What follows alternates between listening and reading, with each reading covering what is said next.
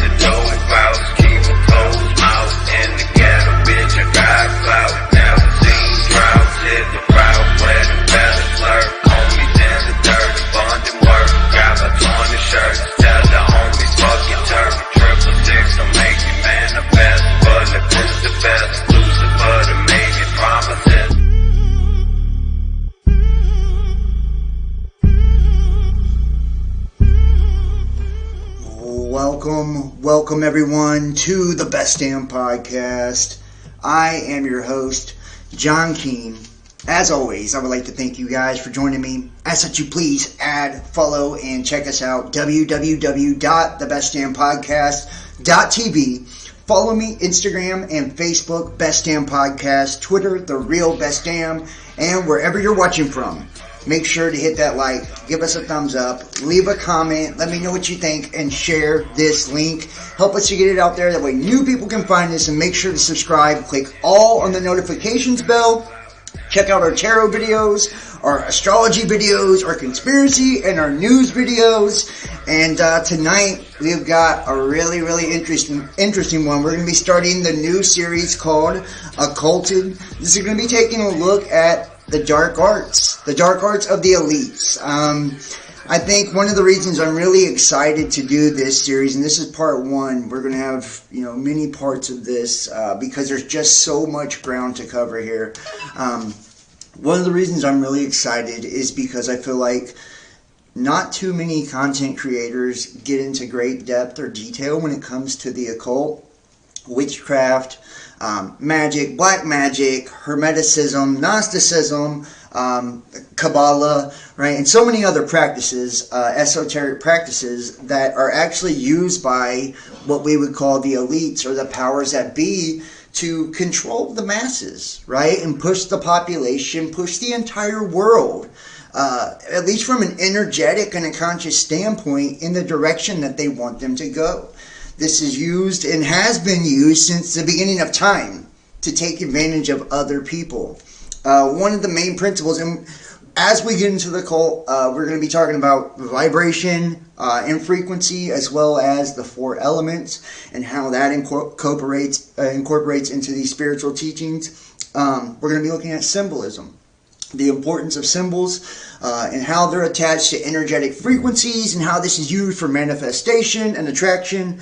We're going to be looking at numerology, astrology, alchemy, as well as hermeticism and the esoteric teachings from ancient Egypt, because a lot of what we see now, including Kabbalah, Jewish, and many other forms of mysticism, come out of those two veins, the Hermetics or Egypt. That goes into the Golden Dawn, the OTO, Rosicrucians, Knights Templar, Freemasonry. They all have a hint or a flavor of that. And you're going to see that even when we look into philosophy, things like Blavatsky, Alice Bailey, Carl Jung. We can go on and on with the different names that all kind of are coming out of the same veins, and a lot of it comes from Eastern mysticism as well. We're going to be taking a look at the lower and the higher, or the greater and the lesser keys. Some of these are known as the keys of Solomon, but anytime you see the triangles, one pointing up, one pointing down, that's what it's talking about, is your higher nature, your lower nature. This takes you into dualism as well, so we're going to be looking at that. We're also going to be looking at mentalism, metaphysics, and we're going to be looking at attraction, using magnetism and frequency and all this. So, I mean, this is going to be an in-depth study into the occult, and it's going to be multiple parts. And I'm hoping, one of my hopes is that you walk away from this with not only a deeper understanding of how it works and it's being used against you in your life, and that goes, it's used through the media, the internet, every bit of technology that we have today, including chemistry and astronomy and all the sciences, derived from the occult, right? They're called the sacred sciences first, right? And these were all spiritual teachings and practices, and they were based on universal principles. And the whole universalism concept is essentially that we are God, right? As opposed to what you hear, you have the exoteric, which is the external understanding, the outside perception, what the outside world is given. And we see this in religion. All of the Saturnian religions, which are the worldly religions, we see an understanding that God is outside of yourself. You have an external savior in a lot of cases, that, a middleman between you and God, right? And that Godhood is something that man cannot obtain, right? God is perfect, omnipresent, right? Whatever.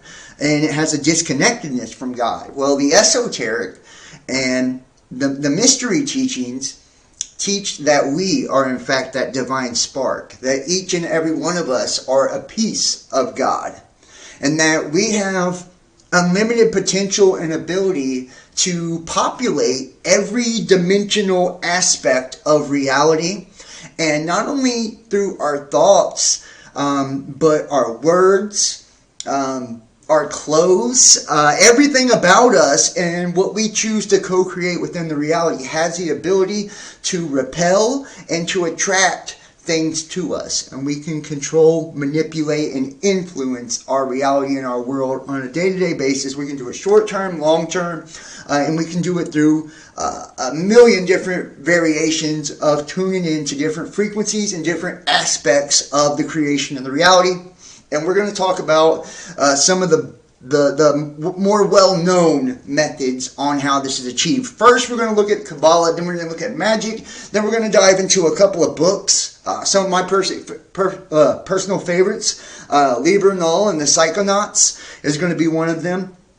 So if you've never read that, I'm telling you, it's a fucking treat, and it'll blow your mind just how deep it is. We're going to be looking at all types of stuff. So I want to say thank you to everybody for joining me. If you're in the chat right now, hit the thumbs up, hit the like. We did go a little bit early tonight's show. I also am going to be reading from a couple of different books throughout this series. Tonight we're going to be looking at the Encyclopedia of Secret Signs and Symbols as we get into the Freemasonry section. So we're going to be pulling from that as well. If you guys want to check out some of this stuff at home, I'll try to leave links in the description after the video is over. So let me say thank you for joining. I am proud to be Canadian. Thank you for joining. Cosmic Blue, Stool Purger, Melanie Gist, Seeking Truth. Thank you guys. I appreciate everybody in the chat for joining, man.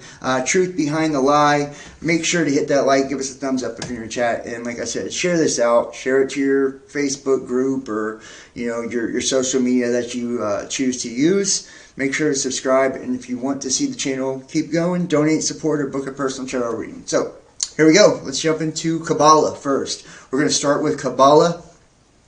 Just a little information. First, we start with the Tree of Life, which is literally parallel or corresponding received tradition, is an esoteric method, discipline, and school of thought that originated in Judaism. A traditional Kabbalist in Judaism is called a Merkabah. Kabbalah's definition varies according to tradition and aims at those following it. From its religious origin as an integral part of Judaism to its later Christian, New Age, and occultist, Western, esoteric, syncretic adaptations. Kabbalah is a set of esoteric teachings meant to explain the relationship between an unchanging, eternal, and mysterious infinity and the mortal and finite universe, or God's creation. Now, while it is heavily used by some denominations, it is not a religious denomination in itself. It forms the foundations of mystical religious interpretation. Kabbalah seeks to define the nature of the universe and the human being, the nature and purpose of existence, and various other ontological questions. It also presents methods to aid understanding of the concepts and thereby attain spiritual realization. Kabbalah originally developed within the realm of Jewish tradition, and Kabbalists often use classical Jewish sources to explain and demonstrate its esoteric teachings. These teachings are held by followers in Judaism to define the inner meaning of both the Hebrew Bible and the traditional rabbinic literature and their formerly concealed transmitted dimension, as well as explain the significance of Jewish religious observances. So, the origin of Jewish mysticism, the Sephiroth and the Shining Ones. Most of you guys will be familiar with the Sephiroth. According to the adherents of Kabbalah, the origin of Kabbalah began with the Tanakh, or the Hebrew Bible. According to the Midrash, God created the universe with 10 utterances, or 10 qualities. When read by later generations of Kabbalists, the Torah's description of the creation of the book of Genesis reveals mysteries about the Godhead itself, the true nature of Adam and Eve, the Garden of Eden, the tree of knowledge of good and evil, and the tree of life, as well as the interaction of these supernal entities with the serpent, which leads to disaster when they eat the forbidden fruit, as recorded in Genesis 2. The Bible provides ample additional material for mythic and mystical speculation. The prophet Ezekiel's visions in particular attracted such speculation, as did Isaiah's temple vision. Jacob's vision of the ladder to heaven is another text providing an example of the mystical experience. Moses' experience with the burning bush and his encounters with God on Mount Sinai are all evidence of mystical events in the Tanakh in the form of the origin of Jewish mystical beliefs. And if you think every religion, especially the Abrahamic religions, but they all have, this meeting with God on a mountain, right? And he's always described as a shining one, a burning bush, right? Even Prometheus, the light bearer, right? We see this always be, some of the main things that are seen: Mount Sinai, Mount Olympus, Mount Hermon, right? So, Jewish mystical tradition appealed to the argument of authority based on antiquity. As a result, virtually all work pseudographically claim or are ascribed ancient authorship. Now, the appeal to antiquity has also shaped modern theories of influence in reconstructing the history of Jewish mysticism. The oldest versions of Jewish mysticism have been theorized to extend from the Assyrian theology and mysticism. Dr. Simo Perpola, researcher to the University of Helsinki, made suggestive findings on the matter, particularly concerning the analysis of the Sephiroth, noting the general similarity between the Sephiroth of the Kabbalah and the Tree of Life of Assyria. And that's one of the beliefs, is that the Assyrians are the original Christians. Now we're going to move on over to magic. Just going to explain this before we jump into the books here. Now, magic has been used, and hopefully, guys, let me know if you guys have sound. You guys can hear me and see me good in the chat. It looks like you guys can. Just let me know if you can hear me and see me good in the chat. Everybody at home, I appreciate it. Alright, magic has been used throughout history as a means to gain power and control one's environment. Early magicians included the alchemists of prior centuries who did more than turn lead into gold. Magic indeed has to do with the nature of reality as a consciousness hologram.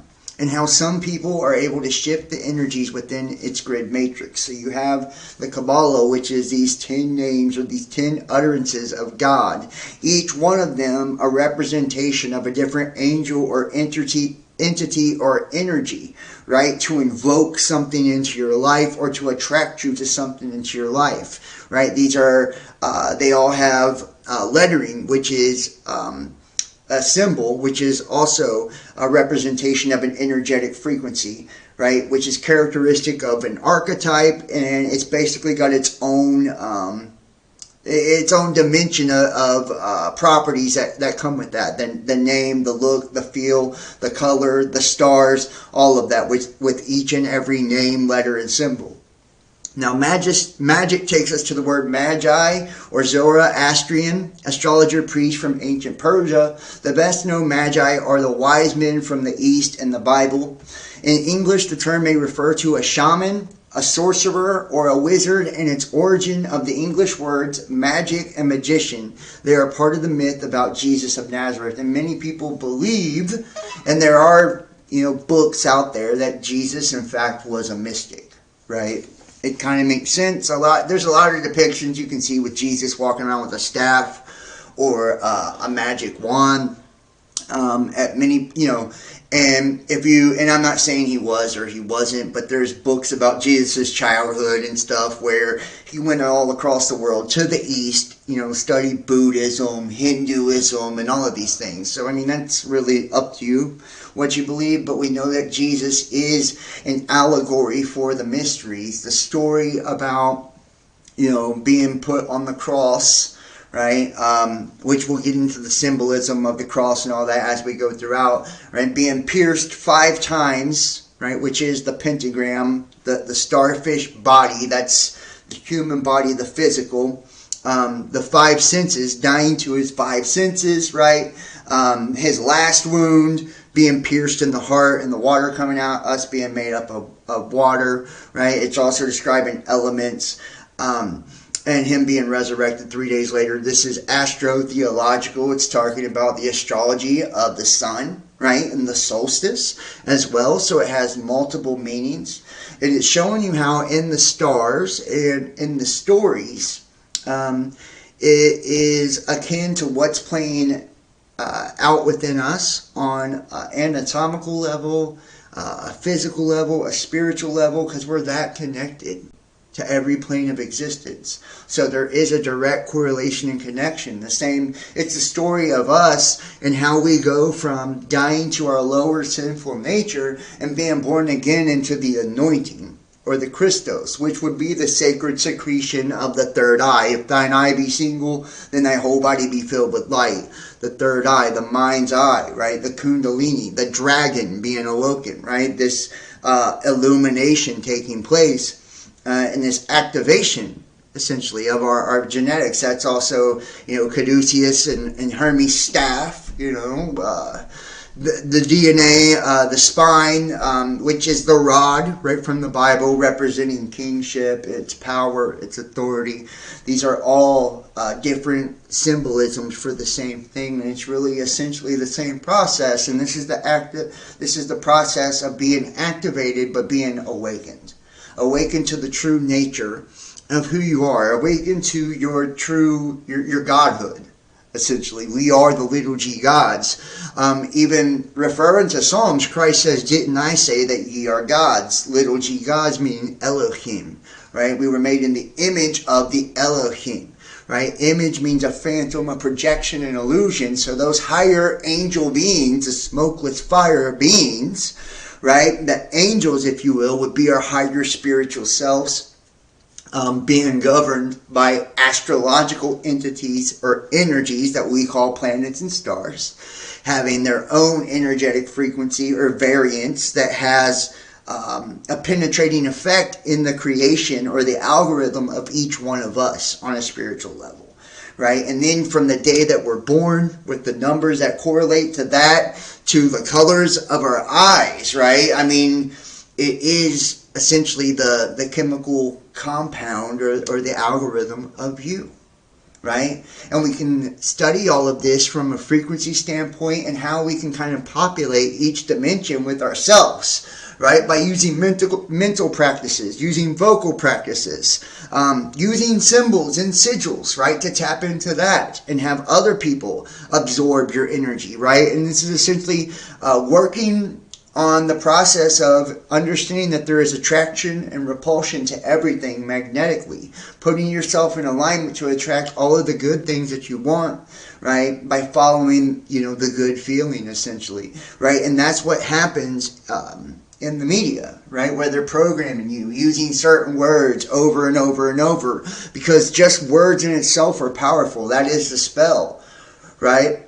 And think about the Tower of Babel when it fell, this united tower that ascended all the way up to the heavens to God. The language was confused, right? Which is, what we speak, we know that the tongue is cursed. It has the power of life and death. That language being confused, meaning, we were at once in harmony with our words, and our spirits were in harmony, and now they're not, right? We have the divided brain that's fighting against itself. That binary code, that fight or flight, that good angel and bad angel on your shoulder, God and the devil, in essence, in one. And we're fighting against that nature each and every day. And it's about understanding the higher and the lower and putting the spirit in the driver's seat and allowing the body and the reality to work for it, So, now magic next takes us to magnetics and the electromagnetic grids that create the illusion of our reality, right? And in a conscious holographic reality, right? Which would be, in essence, like a simulation. Think about it. A phantom, a projection, illusion is a specter. It's an image of something that exists. So the light, which is the spirit, is projecting onto a mirror-like reality an image in sound, right? Using light and sound vibration to create the physical reality. So we have a direct influence from it because sound and light are essentially the same thing. Sound is just light at such a low vibratory state that it begins to create a rumble vibration, right? Sound, right? But light and sound being the components of the reality, making up and when you look at the different archetypes, the names of the planets, the colors, the shapes, they all have this aligning correlation. That's why they're called the governors. Because those 7 colors of the rainbow, which are the covenant, the rainbow with God, right, are like the rulers of this reality. That's why it's the 7 days of the week, right? And each energy is broken down to the 365 days in the year, and an entity being responsible for this. And the old paganism, they knew what this was. The polytheists knew what this was. They knew that each thing was made up. I feel like we had this arcane knowledge a long time ago, and we've lost it. And that's where we come with this exoteric, disconnected version of it, right? Except for those who understand the mysteries. And the occult just means hidden, right? It's hidden from the masses. It's unseen. It's occulted.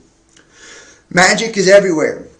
Oh, a well-known practice is, magic next takes us to magnetics and the electromagnetic grids that create the illusion of our reality. Magnetics have polarities, positive, negative, right, good and bad, hence duality. North and south poles. Pole shifts in the physical and in the conscious, right, which is the pendulum swing. It's polarity, right? And when we look into, and we'll get into it eventually through the Kabbalion, we'll talk about the Hermetic principles and the sacred sciences in a video and just break it all down on how it works, rhythm, correspondence, polarity, and, how even, like, you see it in every aspect of our creation, from having sex, right, rhythm, right? Like vibration, correspondence, masculine and feminine, the sexes, gender, it's all a part of this reality. One of the more popular oracles of divination is scrying. It's a subjective way of defining abstract images. And we see that abstract as a representation of the lower or the lesser, right? Which is the kind of the darker or the carnal. That's why you see art and music and things like that gravitate toward the abstract, because it's about physicality. Magic is everywhere. We incorporate into it everything we do, including religion, meditation, and our everyday lives. Magic is in the moment. Magic is the moment, as all is happening in the now. Time is an illusion. We are an omnipresent, infinite being, right? Eternally reflecting through the echoes of the construct. You can make anything mystical and magical if you believe. It's all about our thoughts. Our thoughts create our reality. Now, magic is the claimed art of altering things, either by supernatural means or through knowledge of occult natural laws unknown to science. Magic has been practiced in all cultures and utilizes ways of understanding, experiencing, and influencing the world somewhat akin to those offered by religion, though it is sometimes regarded as more focused on achieving results than religious worship.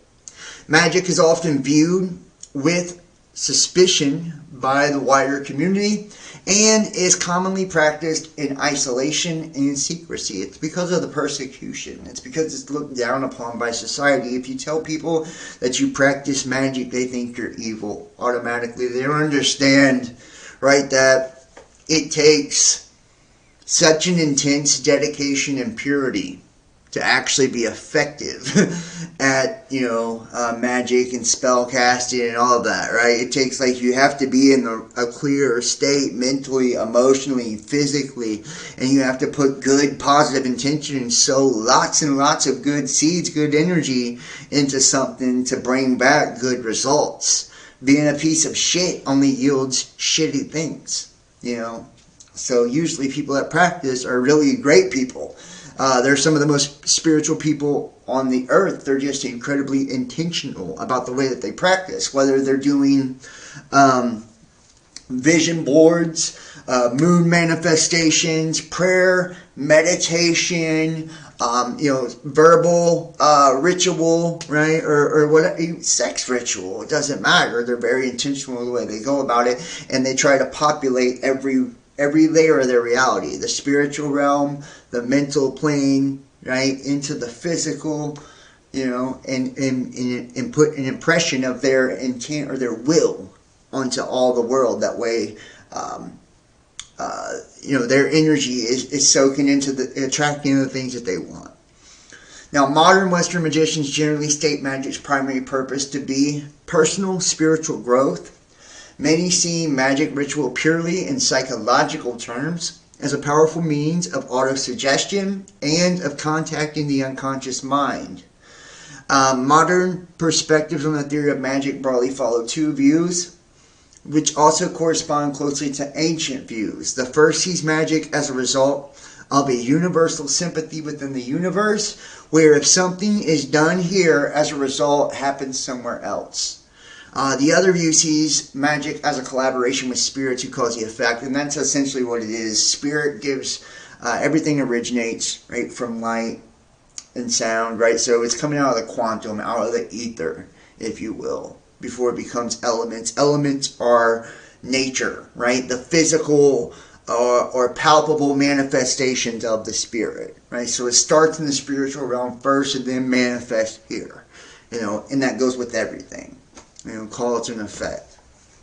Now, appearing from Aboriginal tribes in Australia and the Maori tribes in New Zealand to rainforest tribes in South America, bush tribes in Africa, and ancient pagan tribal groups in Europe, some forms of shamanic contact with the spirit world seem to be nearly universal in the early development of human communities. And like I said, these spirits or deities are associated or correlated to planets, stars, days, months, you name it, right? They're descriptive deities is what we'll call them, or entities, and they have a ranking system. And this is what we would call demons or daemons, which means a demon is a persona or a mask, right? It's an archetype, an energetic frequency, so it can come as a symbol as well. It can be shown as a symbol, matching an energetic frequency, a word or a sound, matching the energetic frequency, something that you write, right? An energetic frequency, think, and there's a thought associated with it.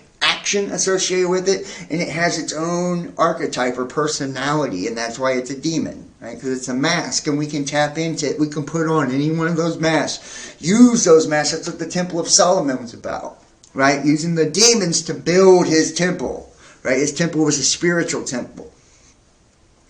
Magic in ancient Egypt was used for protection against angry deities, jealous ghosts, and foreign demons and sorcerers who were thought to cause illness, accidents, poverty, and infertility.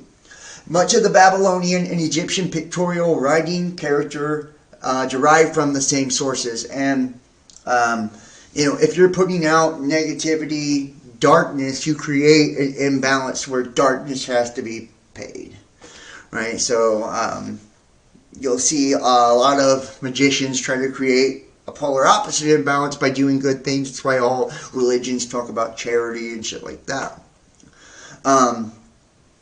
Although indigenous magical traditions persist to this day, very early on, some communities transitioned from nomadic to agricultural civilizations, and with this shift, the development of spiritual life mirrored that of civic life, just as tribal elders were consolidated and transformed in kings and bureaucrats, so too were shamans and adepts changed into priests and priestly castes. This shift is by no means nomenclature alone. While the shaman's task was to negotiate between the tribe and the spirit world on behalf of the tribe, as directed by the collective will of the tribe, the priest's role was to transfer instructions from deities to city-state on behalf of the deities, as directed by the will of those deities.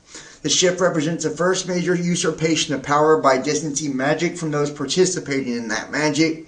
It's at this stage of development that highly codified and elaborate rituals setting the stage for formal religions began to emerge, such as funeral rites of the Egyptians, sacrifice rituals of the Babylonians, Persians, Aztecs, and Mayans. And, if you think about it, right, that's where you see the bloodlines and things like that come from. Family crest, right? That's a symbol or sigil for your family. And it has parts making up that symbol or sigil, different animal spirits and all of that. It's your family persona, right? It's a spirit behind that. We all make our mark, if you will, our brand, if you will, right? Taking control of our own agency. And a lot of these more prominent families did that, and as they deepened their knowledge and understanding of the mysteries, they codified it in secret rituals. And, the masses were dumbed down by being taught the esoteric. That way they could be controlled and their energies could be used to benefit, those that were in power. Now we're going to go ahead and jump into Liber Null. And I'm telling you, I've got some good ones. So I just want to show you. Alright, introduction here. And thank you for the super chat, Stool Purger. I really appreciate that. That's very, very, very kind of you. I can't tell you how much I appreciate it. Everybody in that chat hit the thumbs up too. Alright, introduction. The magic of the IoT is an intensely practical, personal, experimental art. Two major themes run through this book. That altered states of consciousness are the key to unlocking one's magical abilities, and that these abilities can be developed without any symbolic system except reality itself. The magical style of thinking is explored with chapters on the alternative belief and the alphabet of desire. A natural inclination toward the darker side of magic is as good a point as any from which to begin the ultimate quest. And half this book is devoted to the black arts. Independently of ancient dusty books of mystification, the vital elements of many traditions conspire here to create a living art. The Illuminates of Thanateros are the magical heirs to the OCCULTED and the AA. This book, written originally as a source book for the IoT, is now being released for those who wish to work alone and for those seeking admission to the order. Although the initiate is referred to as he throughout, the reader should understand that this is merely in keeping with the traditional style of magical texts of this type, and that this course of study by no means excludes women. Here we go. And it's going to show you the survival of the magical tradition, right? How it started in shamanism, right, with the Aboriginal, and then you see it, the Egyptian Babylonians, the Tantra, Taoism, Gnosticism, Sufism, Knights Templar, Hermetic, Alchemy, Medieval Goetia, Rosicrucianism, Freemasonry, and John Dee, the Bavarian Illuminati, the Ordo Templi Orientis, Hermetic Order, the Golden Dawn, and Crowley, OCCULTED, All Spare, the IoT, witchcraft, and sorcery. Right? All of them spinning off of the other. The order and the quest. The secrets of magic are universal and of such a practical, physical nature as to defy simple explanation. Those beings who realize and practice such secrets are said to have achieved mastership. Masters will, at various points in history, inspire adepts to create magic, mystic, religious, or even secular orders to bring others to mastership. Such orders have at certain times openly called themselves the Illuminati. At other times, secrecy has seemed more prudent. The mysteries can only be preserved by constant revelation. In this, the IoT continues, a tradition perhaps 7,000 years old. Yet the order in the outer has no history, although it is constituted as a satrap of the Illuminati. And I just want you to know, Illuminati, it's the illuminated, right? It's those who are able to communicate at an enlightened, higher frequency and awareness, right? Those who move behind the shadows. And they are the puppet masters because they're able to populate all of the dimensional realms. In the order with no past, there is nowhere, and you can read any bit of their text, and there's dual meanings, right? There's always the exoteric, external lower meaning and message, and there's always something that's higher. And if you're at a high state of frequency or consciousness, you can communicate on that level with other consciousness. In the order with no past, there is nowhere to conceal the future from the present. It takes its name from the gods of sex, Eros, and death, Thanatos. Apart from being humanity's two greatest obsessions and motivating forces, sex and death represent the positive and negative methods of attaining magical consciousness. Illumination refers to the inspiration, enlightenment, and liberation resulting from success with these methods. The specific purpose for which the IoT is constituted is to help determining in what form the as yet embryonic fifth aeon will manifest. Its task, although historic, consists in disseminating magical knowledge to individuals.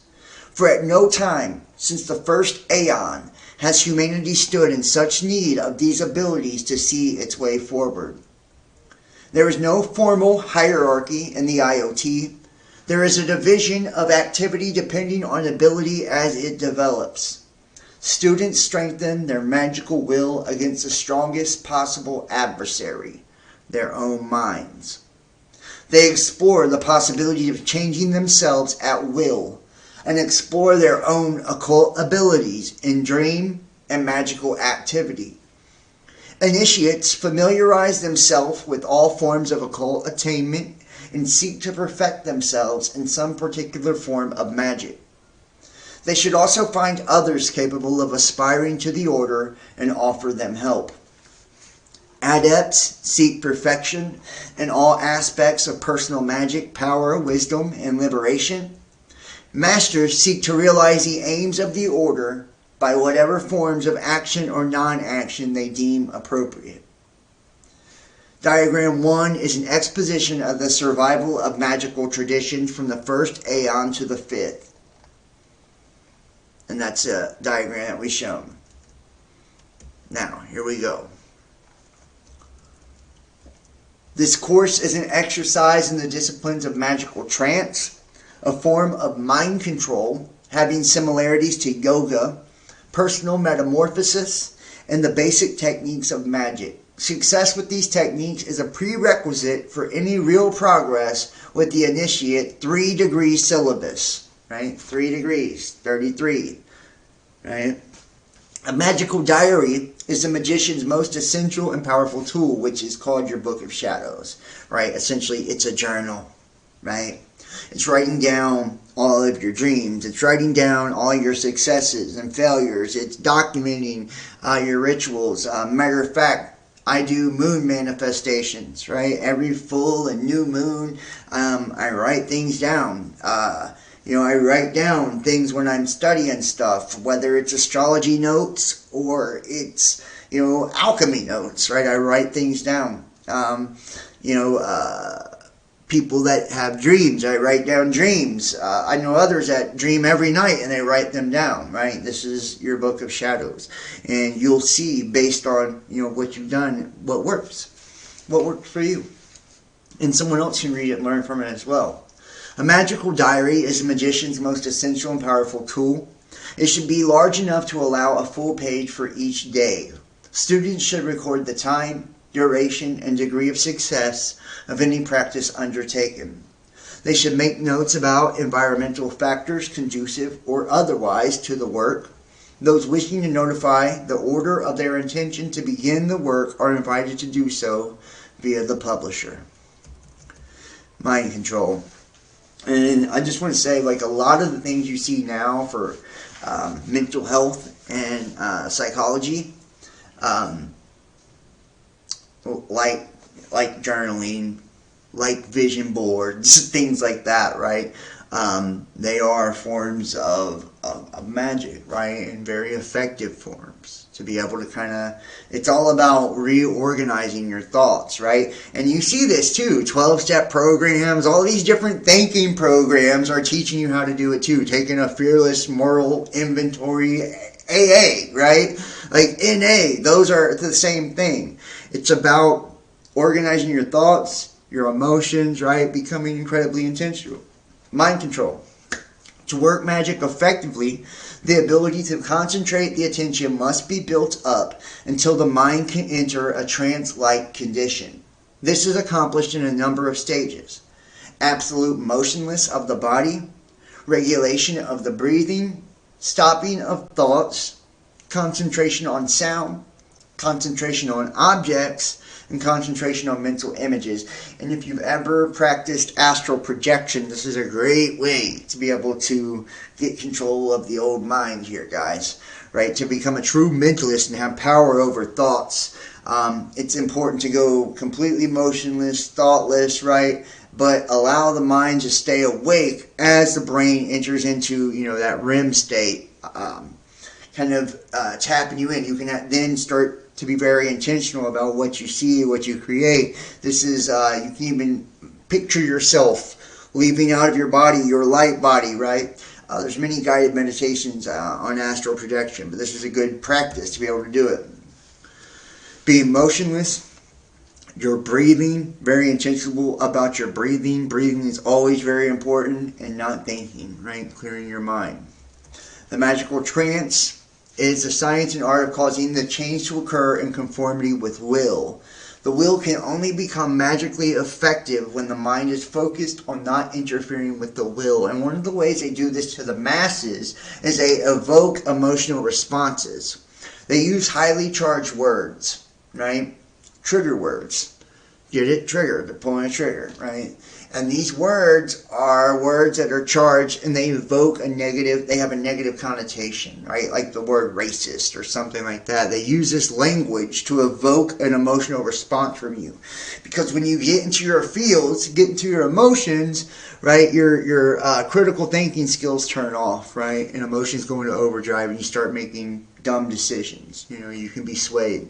Another reason that the psychological shit is so huge now is because if they can get you on drugs like psychotropics, they put you in a limbo, a state between conscious and unconscious, and it's the most suggestive state of the mind. So then when you're watching television, which we know repetition is the number one method of mind control, repeating something until it becomes true, or just repeating something to you. This is why you see commercials on loop all day long, the same talking points being repeated, right? These are all forms of mind control and the power of suggestion, right? The suggestions being used to socially engineer us into a state of being, right? A state of existence into different beliefs, because whatever we believe becomes our reality, okay? And we begin to attract more of that into our lives.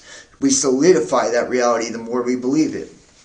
The mind must first discipline itself to focus its entire attention on some meaningless phenomena. If an attempt is made to focus on some form of desire, the effect is short-circuited by lust of result.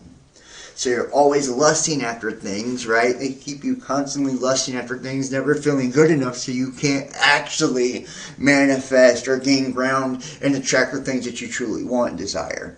Egotistical identification, fear of failure, and the reciprocal desire not to achieve desire arising from our dual nature destroy the result, right? It's null and void. It marks itself out.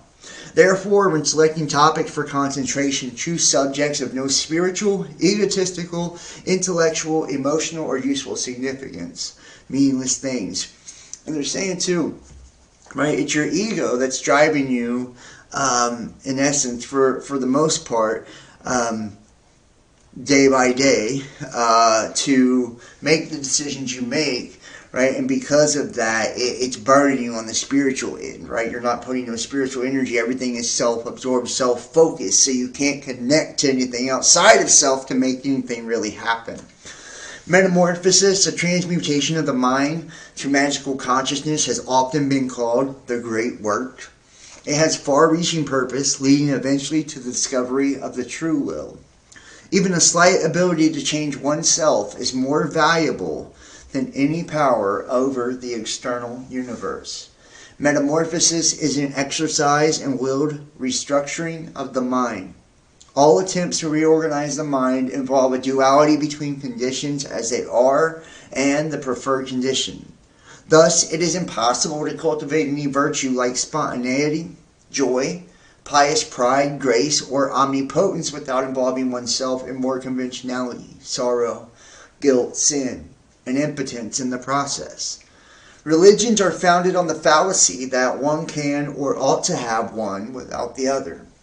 High magic recognizes the dualistic condition but does not care whether life is bittersweet or sweet and sour. Rather, it seeks to achieve any arbitrary perceptual perspective at will. Any state of mind might arbitrarily be chosen as an objective for transmutation.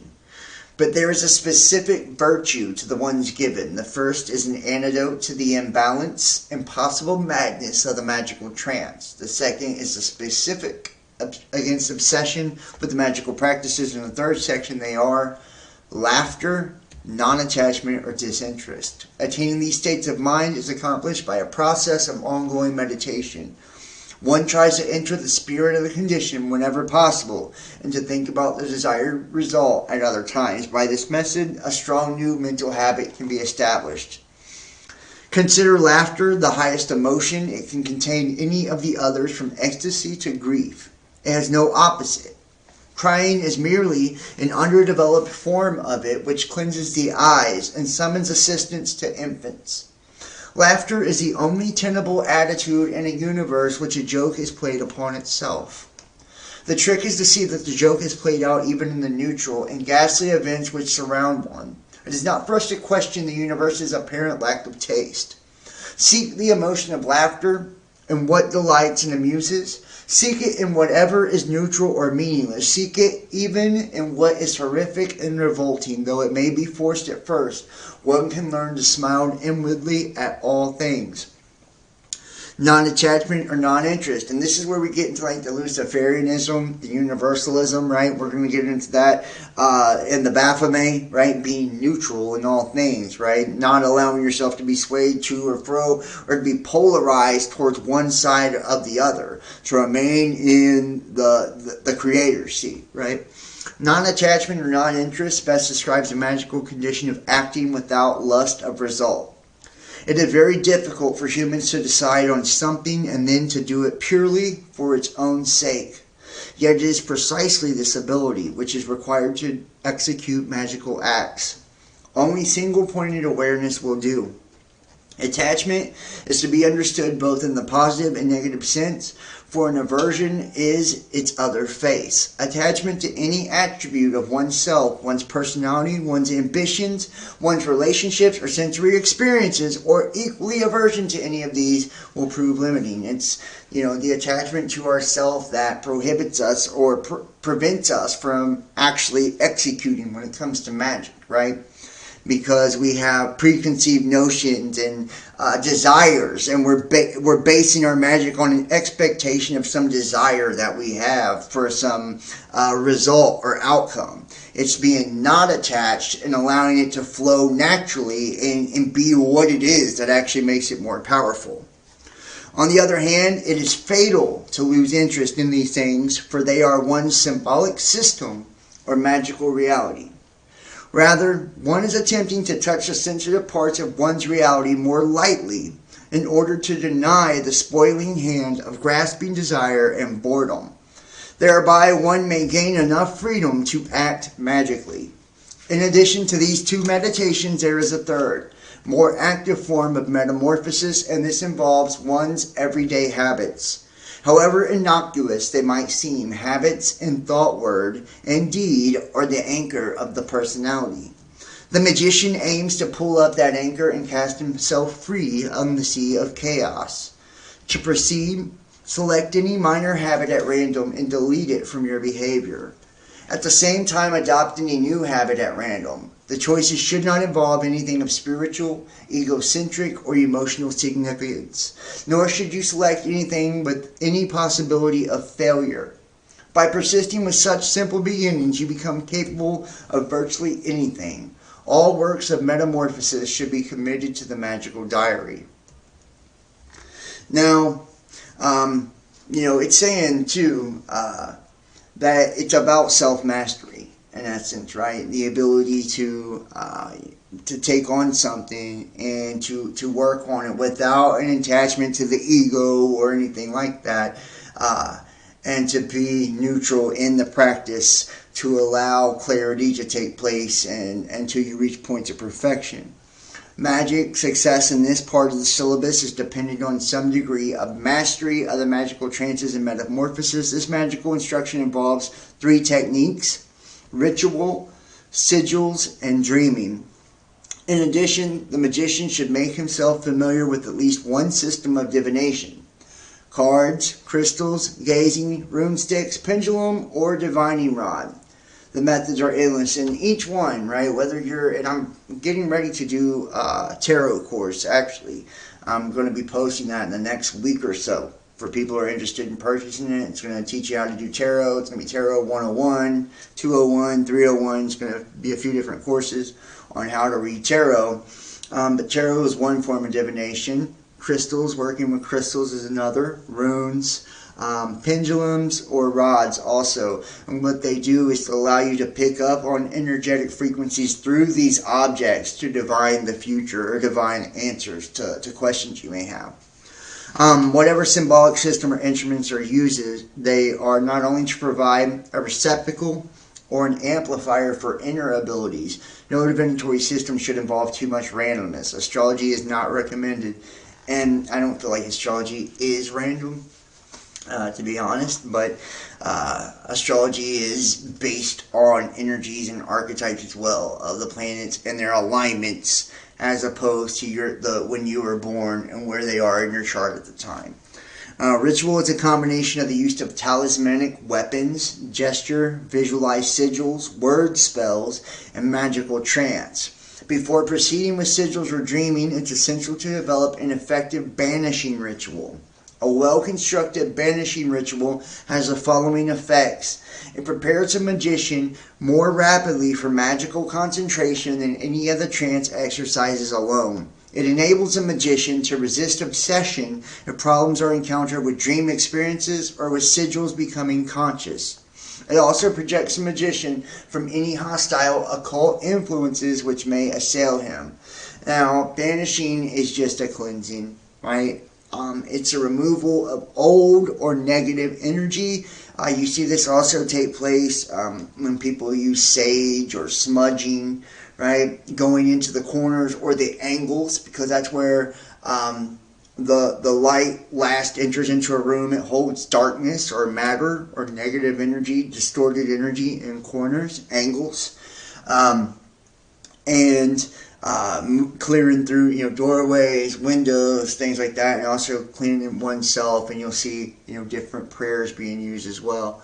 But this is to cleanse energy, essentially any old energy that's hanging on, demonic or archonic entities that are vampiric and that feed off of pain and feed off of negativity that could be attached to you in some way. We can by not understanding what symbols we're working with, by not understanding what words we're saying, just as simple as cussing and putting yourself down. You're cursing yourself, saying I'm always stupid, or damning yourself, right? You're bringing curses down onto yourself. You're speaking curses down onto yourself. And a lot of times, a lot of the music we listen to is ritual oriented in some way, shape, or form. Books that we read, religious practices especially, and if you're not understanding what you're truly doing, you don't know exactly what you're attracting to or what you're connecting to energetically, right? On an energetic level. So you could be bringing some really nasty shit into your world and not even be aware of it. So it's important to always cleanse yourself. To develop a banishing ritual, first acquire a magical weapon, a sword, a dagger, a wand, or perhaps a large ring. A lot of people use things like selenite. I have a crystal wand as well. Some people, witch hazel, just different things. Right? I have daggers too. Most of them for just ritual purposes. They're symbolic. The instrument should be something which is impressive to the mind and should also represent the aspirations of the magician. So depending on what you're doing, if you're using a wand as in tarot cards, right?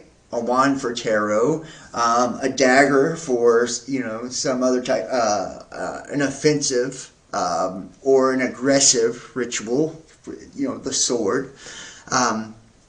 And the advantages, and the instrument should be something which is impressive to the mind. It's going to have an impact to the mind because we correlate thoughts to certain energies as well. It should also represent the intentions, right?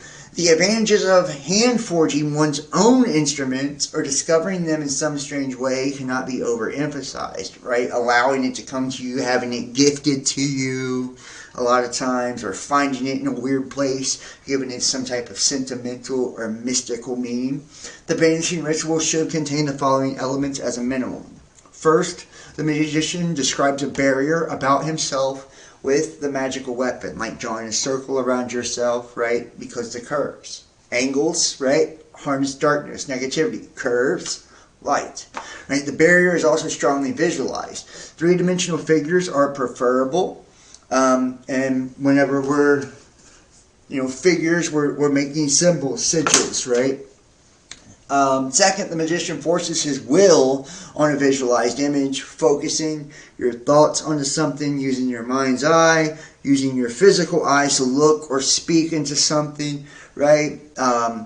You can offer herbs or, flowers or things like that, incense to attract certain energies or archetypes. Do it on specific days of the week, hours of the day, correlating to specific numbers and planets in the sky, and do it according to different celestial alignments as well, different moons for different rituals also. For example, the image of the magical weapon or his imaginary third eye, perhaps a ball of light inside his own head, and you can see here, right? These are different forms. A sound concentration may alternatively be used, like hum, right? Sound, singing bowls, things like that. Third, the magical barrier is reinforced with the power symbol drawn with the magical weapon. The traditional five-pointed star, the pentagram, which is Phi, right? Phi, the starfish body, or pentagram can be used for the 8-pointed star of chaos, oct, right? Or any other form. Words of power may also be used. Power words. We talked about, Kabbalah, right? The 10 utterances. The magician aspires to the infinite void by a brief but determined effort to stop thinking, clearing the mind. Sigils. The magician may require something which he is unable to obtain through normal channels. It is sometimes possible to bring about the required coincidence by direct intervention of the will, provided that this does not put too great a strain on the universe. The mere act of wanting is rarely effective, so it doesn't help to just want something. It's like you need to act like you already have it, right? You have to be thinking, acting as if, and you have to already be on the level or frequency to meet what you're trying to attract. The mere act of wanting is rarely effective, but this, as the will becomes involved in a dialogue with the mind.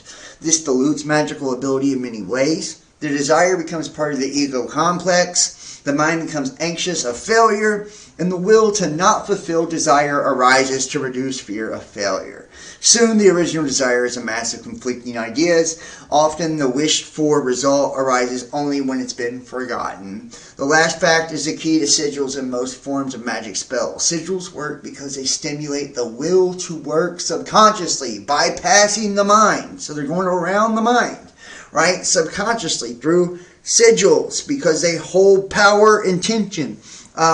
You can create what's called servitors, right? Where you draw a symbol or a sigil on a piece of paper and create a thought, a storyline, an archetype for it. Focus your intention, specific days of the week for the power or the frequency you're trying to use, right? Thor, Thursdays, thunder, lightning, whatever, right? And you're trying to use fire or energy, electricity within it. Tell yourself a story about it and picture it growing in your mind, right? You're literally creating something with your mind's eye, starting as a thought and taking it and transferring it into physical paper, into the ether, speaking it out loud, right? Giving it attributes and everything. They work because they stimulate and they have a shortcut to the subconscious. So you're going straight to manifestation, right? And you're at the energetic frequency where you believe and know. So you're already there, right? Where you can meet that frequency. There are 3 parts of the operation of a sigil. The sigil is constructed. The sigil is lost to the mind. The sigil is charged. Okay? And you charge a pendulum. You charge tarot cards. You charge crystals. Put them in your fucking pocket, sleeping with those motherfuckers, right? Speaking to them, you do it with plants and herbs and everything. This is how you charge shit. You pray over it, holy water, whatever, right? The smoke of incense. The aim is to produce a glyph of desire. Word method. I wish to obtain the Necronomicon. Eliminate repeated letters, right? This is one method, through words. Writing it out, eliminating the repeated letters. IWSH, Tuban, Ikram. Right? I wish Tuban, Ikram. Letters rearranged to give pictorial sigil. Then taking these very same fucking letters, rearranging them to create a sigil. Do you see what I mean? Okay, here. We'll give an example. I wish to fall in love, right? You would go, eliminate all the repeated letters of I wish to fall in love, then take those letters, combine them on a piece of paper, and rearrange them to make them a sigil or a symbol. How about that? Pictorial method to restrain an adversary. A lot of times I will do the same thing. I'll draw a stick man or something that's akin to a person. They have a marking that my mind associates to them. I might make them as a drop of energy, whatever, right? And adding chains on them or, to bind them, okay? There you go. This is same thing. Mantrical spell method. I want to meet a succubus. I don't want to say that. But rearranging the letters, right? I want to meet, knocking out the repeated letters. See? I wa, mba, right? The Finnish mantra. saying the mantra. Hawi, yeah, I'm not going to say it because I don't want to do that. Figure 2, creating a sigil by the word method. We talked about scratching out the scratching out the repeated letters, rearranging the letters into a sigil, making a sigil out of it. The pictorial method, drawing out the picture in picture form, and the magical method of scratching out the repeated letters when you write it out and then saying it as a mantra, right?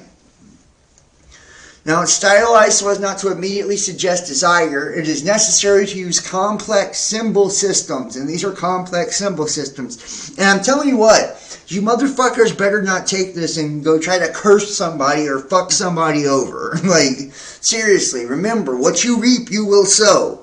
So when you put bad juju on somebody, you'll get double back, right? Why? Because not only are you harming them, but you're harming yourself too, right? You're connected. So every time you harm another person, it's also harming you. You're the same. It's the principle of oneness, right? So if you want to you need to create good things. Doing good things creates a karmic imbalance of good.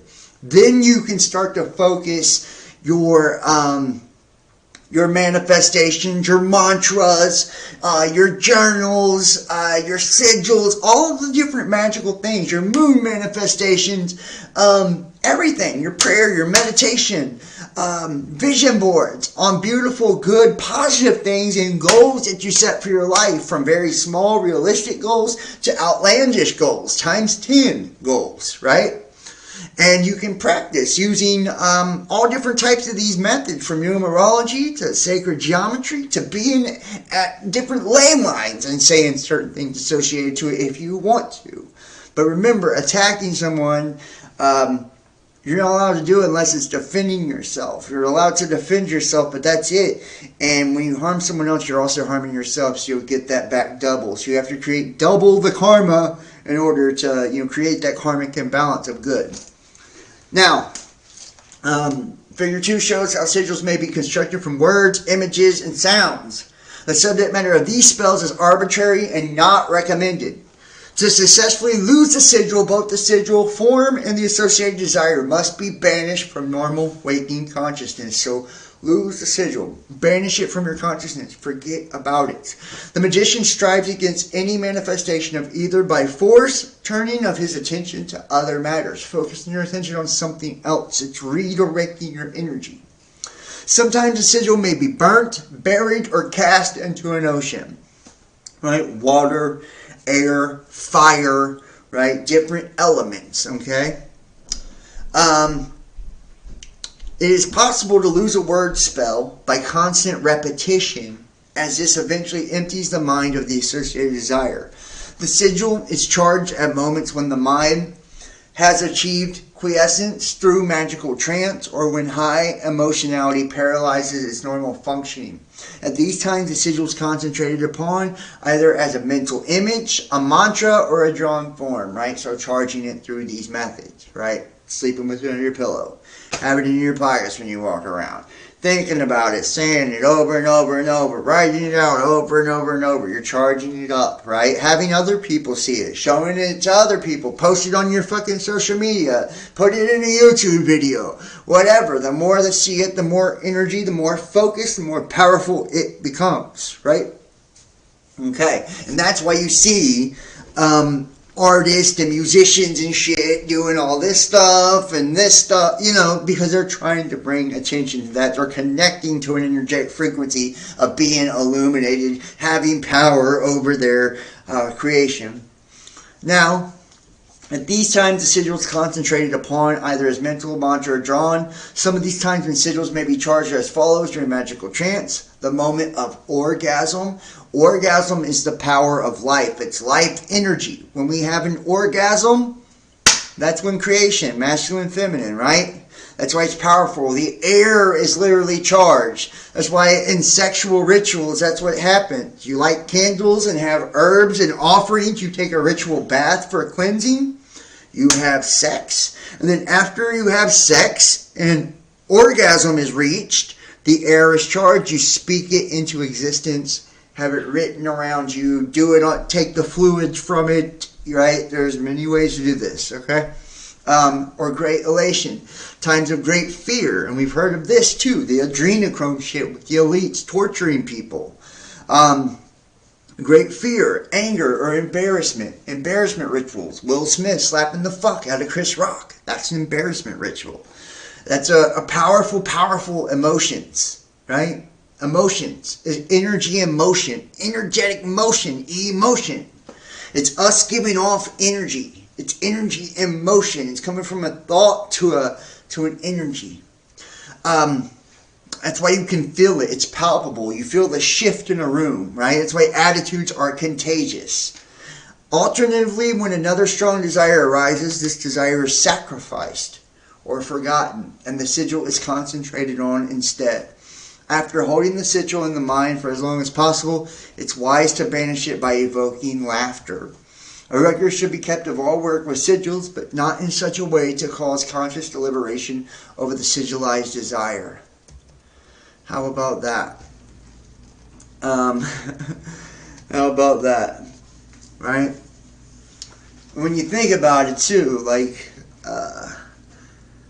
I don't know, and this is why it's so important to see the same words which have correlating numeric codes like to gematria and numerology in the headlines of the news media, right? All of the companies have similar logos, right? Which a logos, right? Like the spiritual logos is a persona, a mask is a sigil, it's a symbol, right? And they're connected to a certain energetic frequency which has a certain archetype, and they're attracting a certain energy. You know, they're putting out a certain energy. The initiate syllabus, 3 degrees. The magic art may be subdivided in many ways by the ethical tone of the intent, by the moralistic qualities of the effects, into high and low, and so on. The division favored here is more temperamental. White magic leans more towards the acquisition of wisdom and a general feeling of faith in the universe. The black form is concerned more with the acquisition of power and is reflective of a basic faith in oneself.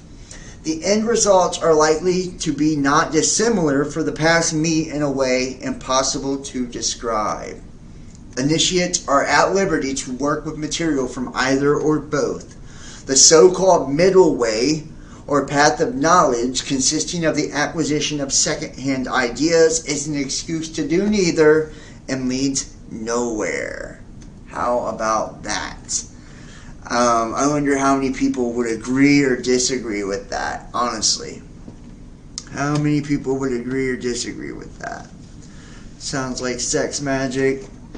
Watch out, Super Bowl. Yeah, Super Bowl was one of the most powerful times for magical rituals, guys. Manifestation.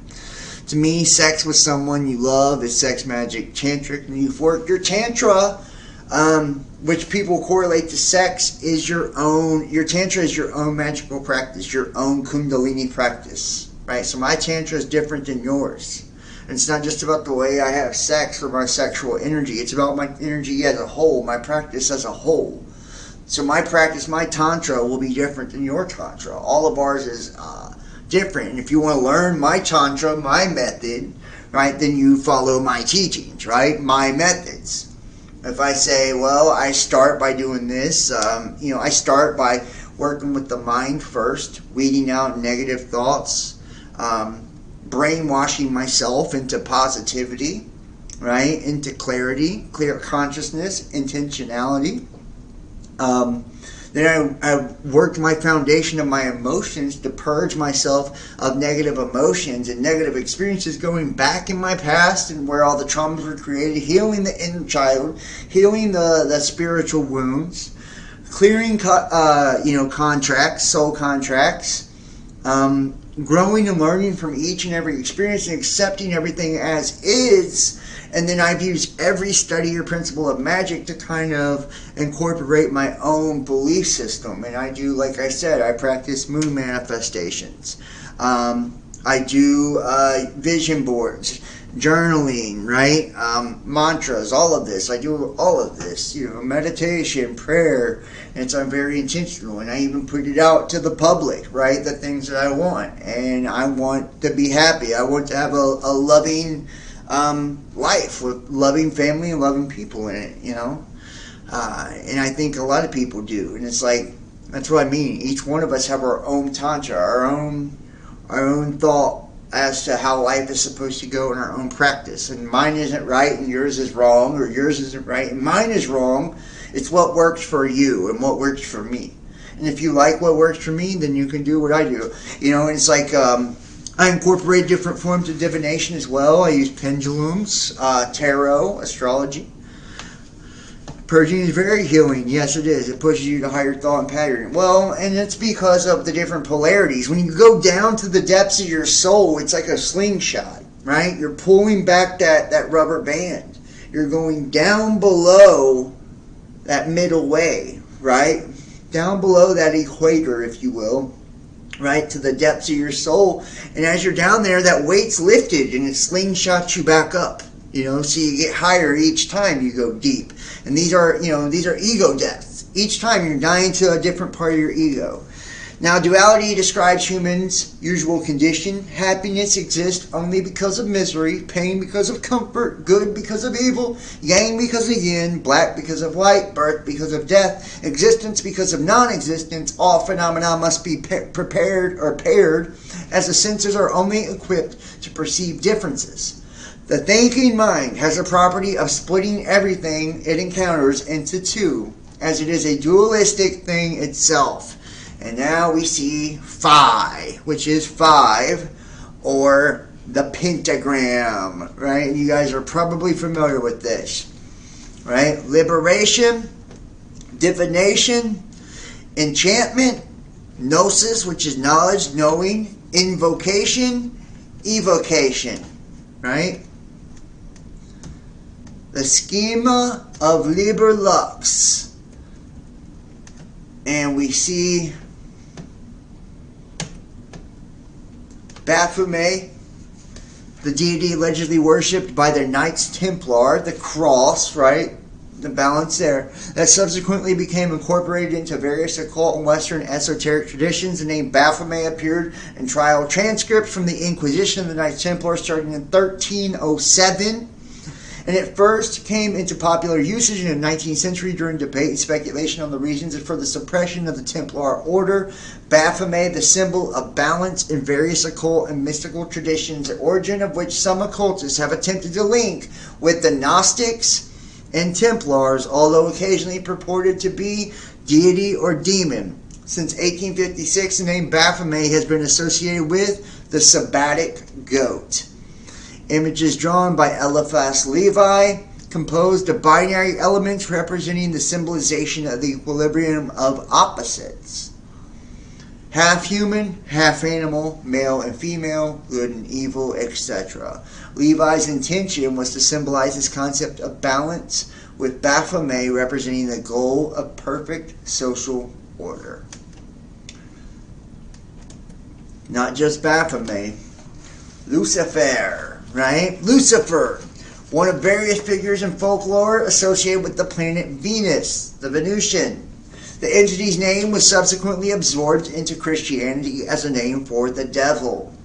Modern scholarship generally translates the term into the relevant Bible passage, Isaiah 14:12, where the Greek Septuagint reads as morning star or shining one, like the shining ones of the Kabbalah, rather than a proper noun. Lucifer, as found in the Latin Vulgate. As a name for the devil, Christian theology, the more common meaning in English, Lucifer, is a rendering of the Hebrew word Hallel. In Isaiah, given the King James Version of the Bible, the translators of the version took the word from the Latin Vulgate by Latin word Lucifer, meaning morning star, planet Venus, or adjective light-bringing. As a name for the planet in its morning aspect, Lucifer the Lightbringer is a proper noun and is capitalized in English. In Greco-Roman civilization, it was often personified and considered a god. In some versions, considered the son of Aurora, or the son of the dawn. and similar name used by the Roman poet Catullus for the planet in its evening aspect, Noctifer, or Nox, Nightbringer. And in Roman folklore, Lucifer, Lightbringer, was the name of the planet Venus, personified as a male figure bearing a torch, right? Having a torch, the light of Prometheus. Lucifer was said to be the fabled son of Aurora and Cephalus, and the father of Ceyx, and he presented the poetry as heralding the dawn.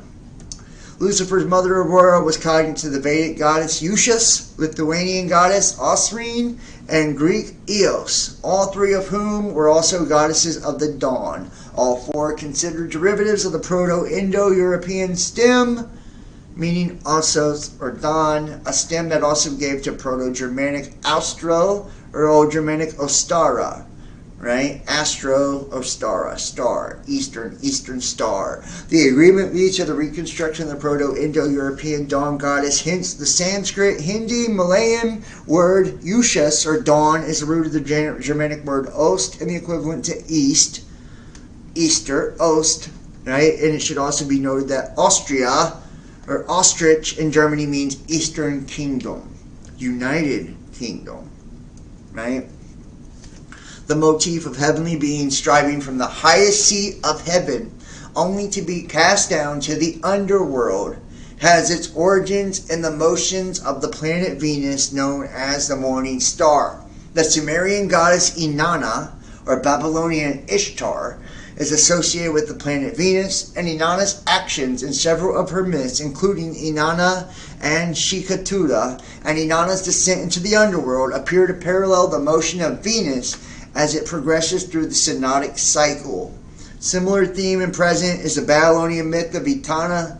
The Jewish Encyclopedia comments, the brilliancy of the morning star, which eclipses all other stars, but is not seen during the night, may easily have given rise to such a myth as was told with Idana and Zu. He was led by his pride to strive for the highest seat among the star gods on the northern mount of the gods, but was hurled down by the supreme ruler of the Babylonian Olympus. And the fall from heaven motif also parallels in the Canaanite mythology, the ancient Canaanite religion, right? Canaan, canine, dog star, underdog, right? The wolves howling at the moon, the wolf in sheep's clothing. We can go on and on about this and all the connections to Lucifer, right? And Luciferianism meaning believing you're your own God, right? Satanism, you're your own God, right? And that we're all a piece of the divine. All a piece of the divine. So, we're going to go back over here real fast before we jump into a new book. Now, there is a part of man which is of a singular nature. Although the mind is unable to perceive it as much, man considers himself a center of will and a center of perception. Will and perception are not separate, but only appear so the mind, the unity which appears to the mind to exert the twin functions of will and perception, is called Kia, right, or Ka, by magicians. Sometimes it's called the spirit or soul or life force instead. Kia cannot be experienced directly because it is the basis of consciousness or experience, and it has no fixed qualities which the mind can latch onto. Kia is the consciousness. It is the elusive I, which confers self-awareness but does not seem to consist of anything itself. Kia can sometimes be felt as ecstasy or inspiration, but it is deeply buried in the dualistic mind. It is mostly trapped in the aimless wanderings of thought and in an identification with experience and in that cluster of opinions about ourselves called ego. Magic is concerned with giving the Kia more freedom and flexibility and with providing means by which it can manifest its occult power. Kia is capable of occult power because it's a fragment of the great life force of the universe. It's a fragment of God, meaning it is the golden ratio, the Fibonacci sequence, right? The Vesica Pisces. It is that infinite, recurring piece, fragment, fractal. It's electricity, it's energy, it's a divine spark, it's fire. It's fucking chaos, you know? Now, A thing is said to exist and exert certain properties. Being and doing. This calls for the concepts of cause and effect or causality. Every phenomenon is seen to be caused by some previous thing.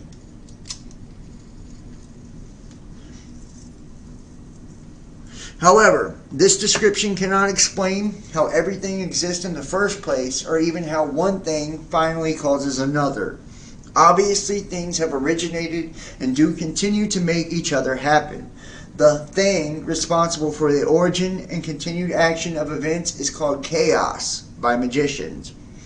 It could as well be called God or Tao, but the name chaos is virtually meaningless and free from the childish anthropomorphic ideas of religion. And if you ever study the Tao, right,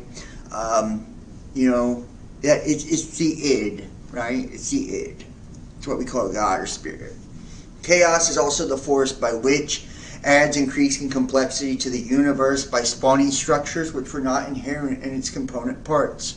It's the force which has caused life to evolve itself out of dust, and is currently most concentratedly manifest in the human life force, or Kia, where it is a source of consciousness. Kia is but a small fragment of the great life force of the universe, which contains the twin impulses to immerse itself in duality and to escape from duality. And that's the two brothers, right? The twins. It will continuously reincarnate until the first impulse is exhausted. The second impulse is the root of the mystic quest, the union of the liberated spirit with the great spirit. To the extent that the Kia can become one with chaos, it can extend its will and perception into the universe to accomplish magic. Between chaos and ordinary matter, and between Kia and the mind, there exists a realm of half-formed substance called ether. It is dualistic matter, but of a very tenuous, probabilistic nature. It consists of all the possibilities which chaos throws out, which have not yet become solid realities. It is the medium by which the non-existent chaos translates itself into real effects. It forms a sort of backdrop out of which real events and real thoughts materialize, because etheric events are only partially evolved into dualistic existence. They may not have a precise location. Now we're going to move to gnosis. Altered states of consciousness are the key to magical powers. The particular state of mind required has a name in every tradition. No mind, right?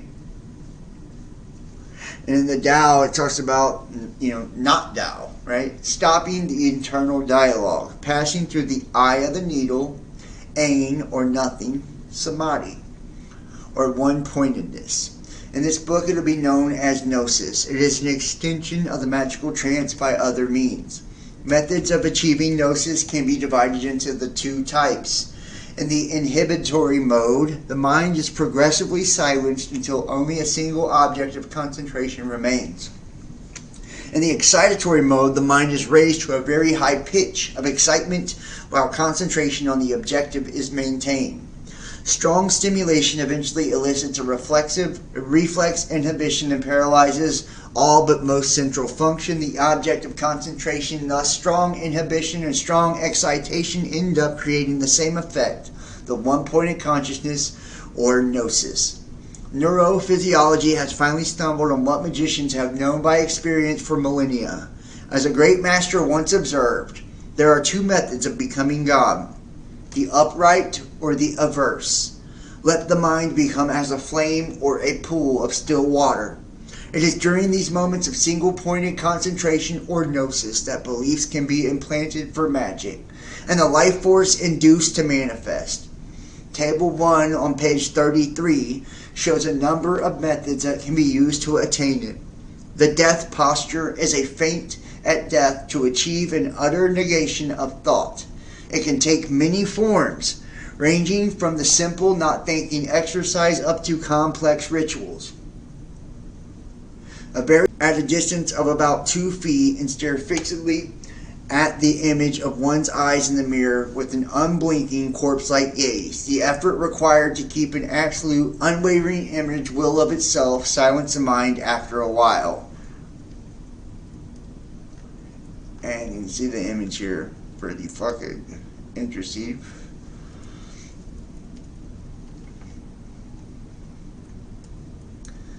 And it's showing you the physiological gnosis. This is the different mode, inhibitory modes or excitatory modes: sexual excitation, magical trance, emotional arousal, praying and torture, dancing, chanting, drumming, gazing, walking, drugs, sensory deprivation, right? These are all different methods.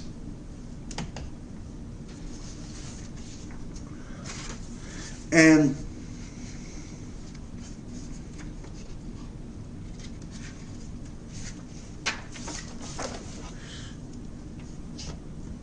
we're going to jump over here to the Order of the Golden Dawn. And we might look a little bit at the handbook before we wrap it up. The Hermetic Order of the Golden Dawn, remember the son of the dawn, right? Prometheus, the light bearer, right? The gold having to do with alchemy, the alchemy turning the iron, which is Saturn, the physical into gold, right? The carnal into gold, spiritual gold. Or the Rosicrucians, the rose and the cross, right? These are all different methods, just like the Knights Templars practiced into this initiation through mysticism, to this kind of Kabbalistic type of magic using sigils and all of this. We're just kind of hitting the basics here. The Hermetic Order, remember, Hermes or Hermetics means to be sealed. Occulted, right, is hidden. Hermes, sealed. The Hermetic Order of Golden Dawn issued its own account of history. It claimed to be a Hermetic society whose members are taught the principles of occult science and the magic of Hermes. During the early part of last century, several prominent adepti and chiefs of the order in France and England died, and their deaths caused temporary dormant condition of temple work. It goes on to state that these adepts received indeed and have handed down to us their doctrine and system of theosophy and Hermetic science in the higher alchemy from a long series of practical investigators whose origin is traced to the Fratres Rosicrucius of Germany, which in association was founded by one Christian Rosenkreutz about the year 1398 AD, and that's a pen name, Christian Rosenkreutz, or Rosencross, right? And we know the Bavarian Illuminati as well. The Rosicrucian revival of mysticism was but a new development of the vastly older wisdom of the Kabbalistic rabbis of that very ancient secret knowledge. The magic of the Egyptians, in which the Hebrew Pentateuch tells you that Moses, the founder of the Jewish system, was learned. That is, in which he had been initiated. And this goes to the Essenes and all of this, right? Joseph, Seth, right? Set, and Mary, right? From his mom to Mary Magdalene, right? These are all thought to be initiates of the mysteries, right? The Essenes, Hermes, Hermetic Order, Socrates, Pythagorean, right? And it all goes back to the Great Pyramids, right? And the Egyptian, the Golden Dawn and Hermetics, right? These are the sacred sciences that have been taught, the mystery schools that have been taught throughout the years to keep this going. It's occulted knowledge, and it's come out in many forms. Knight Templars, Rosicrucians, Freemasons, all of it, right? Now, this is the Golden Dawn and the initiation of the beginning of this process, right? Trusting the process. This is the secret. This is the Golden Dawn historical claim. Many have questioned its veracity. That really does not concern us at this moment. Perhaps by far the best and most subjective account in history, short and concise, was written by Aleister Crowley and Libre Vero-Calze. The first few paragraphs are so well stated as to warrant quotation here. And I believe it's the Book of Lies or the Book of the Law. Some years ago, a number of a cipher, MSS, were discovered and deciphered by certain students. They attracted much attention as they purported to derive from the Rosicrucians. You will readily understand that the genuineness of the claim matters no whit, such literature being judged by itself, not by reputed sources. Among the MSS was one which gave the address of a certain person in Germany, who is known to us as SDA. Those who discovered the ciphers wrote to SDA, and in accordance with instructions received, an order was found in which a semi-secret manner. After some time, SDA died. Further requests for help were met with a prompt refusal from the colleagues. It was written by one of them that the scheme had always been to regard with disapproval. But since the absolute rule of the adepts is never to interfere with judgments of any person whomsoever, how much more than one of themselves, and that one most highly revered. They had refrained from active opposition. The adept who wrote this added that the order had already quite enough knowledge to enable it or its members to formulate a magical link with the adepts. Shortly after this, one called SRMD announced that he had formulated such a link, and that he himself and 2 others was to govern the order.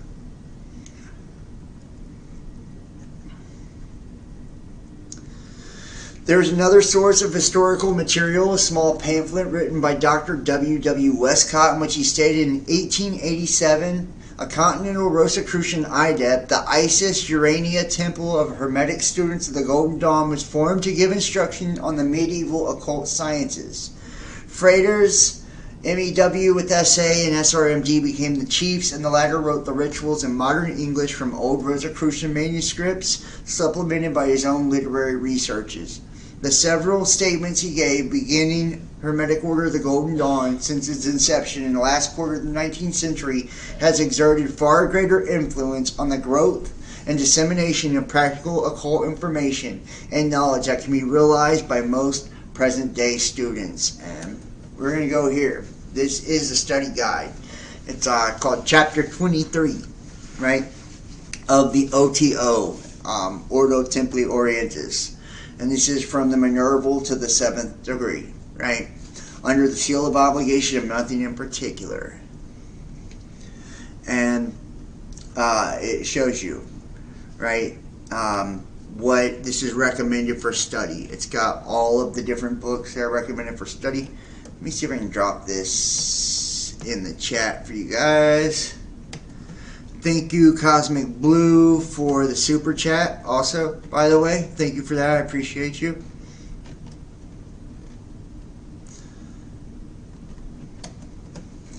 Now, we're going to go through this. The Minerval degree represents the thing about Minerva, the owl, right? Bavarian Illuminati, and what we see taking place in the Redwood Forest in California at Bohemian Grove, right? And this is Minerval element Earth, chakras, Ajna, Muhadra, which is command and root support. The ego is attracted to the solar system. The Minerval degree represents the attraction of a wandering god or ego within the solar system. I begin by showing the object of the pure soul, one individual and eternal, in determining to formulate itself consciously, or, as I may say, to understand itself. The Confessions of Aleister Crowley. And there's recommended for memorizing, supplementary reading, recommended practices, right? Meditating over the first paradox of philosophy. Review the Minerval lecture with your initiator. If necessary, evaluate the meaning of do what thou wilt in terms of the principle. Attend and participate in Gnostic Mass, central ceremony of OTO's public and private celebration. I don't know if we can pull.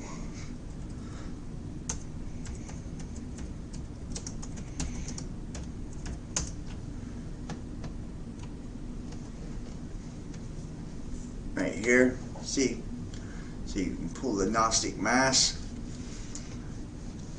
of the furnishings of the temple. In the east, that is, in the direction of Boleskine, which is situated on the southeastern shore of Loch Ness in Scotland, 2 miles east of Foyers, in the shrine of High Altar. Its dimensions should be 7 feet in length, 3 feet in breadth, 44 inches in height.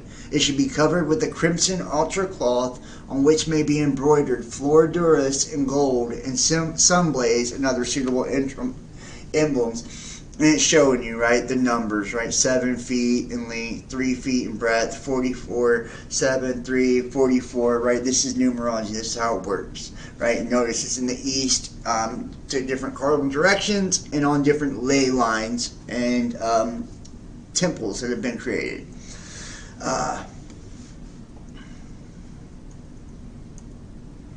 And this is showing you the officers, the ceremony of the introit,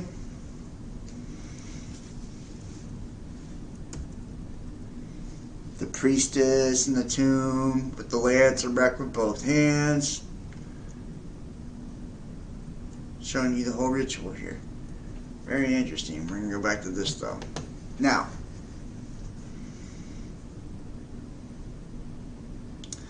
required for advancement. And meditate on the tarot trumps the star, the universe, the priestess, the fool in terms of your initiation. So meditate on tarot cards. The star, the priestess, and the fool. Administratively, the Minerval, and remember the fool has the white rose, right, and the tan. The star, Aquarius, right, or Uranian, and the high priestess, okay? Administratively, the Minerval is an initiate member of the Ordo Templi Orientis. Magically, the Minerval is a welcome guest of the order, rather than a full member. A Minerval cannot head a camp or sponsor another initiate. The Minerval may leave the order at any time for any reason. Full membership in the order begins with the first degree, wherein a magical bond of fraternity is established between the order and the initiate, which will last for the duration of the initiate's life. And right, these are the different degrees as well. In an administrative sense, the first degree member may resign from OTO, but the magical link established in the first degree initiation cannot be broken during the initiate's lifetime. Therefore, the choice to proceed in the first degree should be considered carefully, and that magical link has a spiritual connectedness, right? Being on that level of awareness, right? Illumination, right? You're connected to everybody else. There are 3 formal requirements for admission to the first degree. The candidate must accept Liber Alva Legis Sub Figura CCXX, also known as the Book of the Law, without wishing to make changes in it. The candidate must acknowledge the necessity for timely payment of dues and fees. The candidate must consider or consent to the binding arbitration of the Areopagus of OTO and resolving disputes between members of OTO. And it's binding, spiritual bound. Right, and bind you to a law, an order, an oath. That's why you swear on oaths. And here you go. The will, the magical dialogue to be performed before a meal.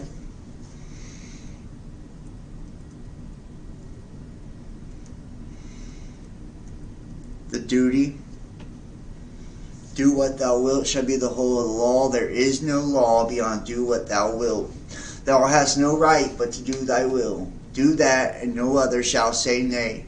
For pure will, unassailed with purpose, delivered from lust to result, is every way perfect.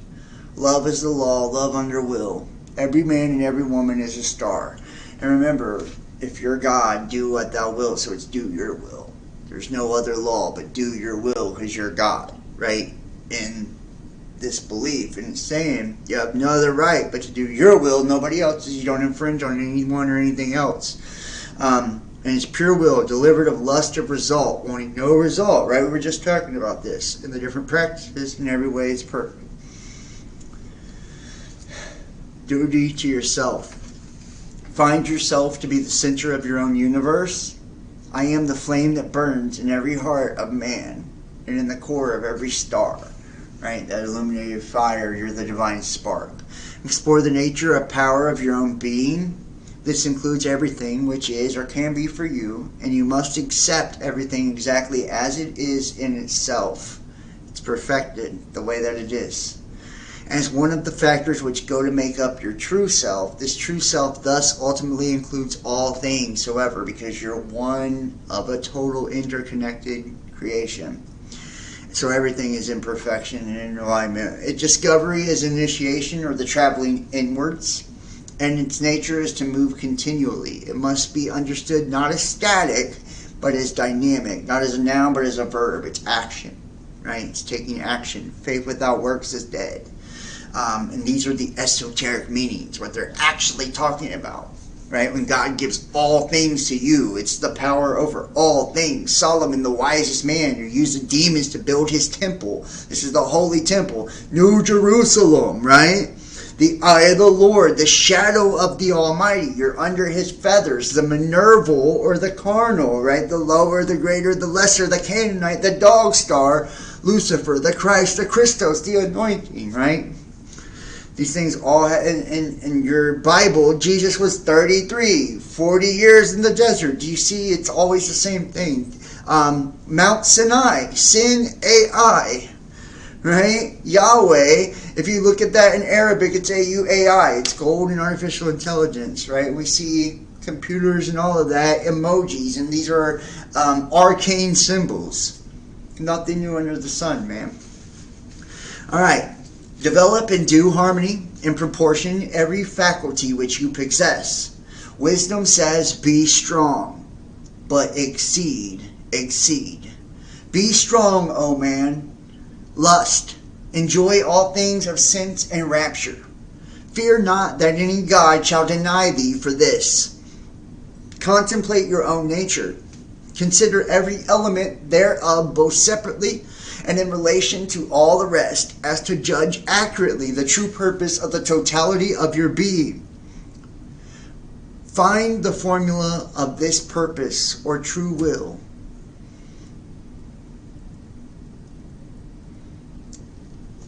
This true self, must accept everything exactly as it is. Hold on. Let me go back here. Find the formula of this purpose or true will in an expression as simple as possible. Learn to understand clearly how best to manipulate the energies which you control to obtain the results most favorable to it from its relation with the part of the universe which you do not yet control. Extend the dominion of your consciousness and its control of all forces alien to it to the utmost. Extend the dominion of your consciousness. Populate all dimensions. Right? It's about making yourself populated into everything. Do this by ever stronger and more skillful application of your faculties to the finer, clearer, fuller, and more accurate perception. The better understanding, the more wisely ordered government of that external universe. Never permit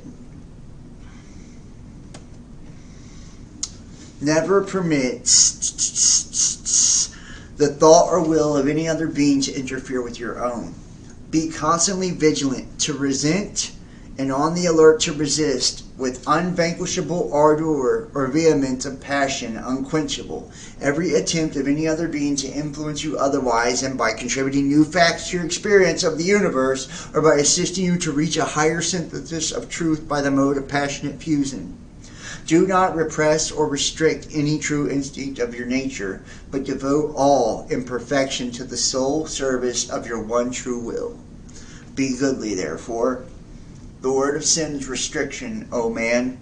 Refuse not thy wife, if she will. O lover, if thou wilt, depart. There is no bond that can unite the divided but love. All else is a curse. Accursed, be it to the aeons hell.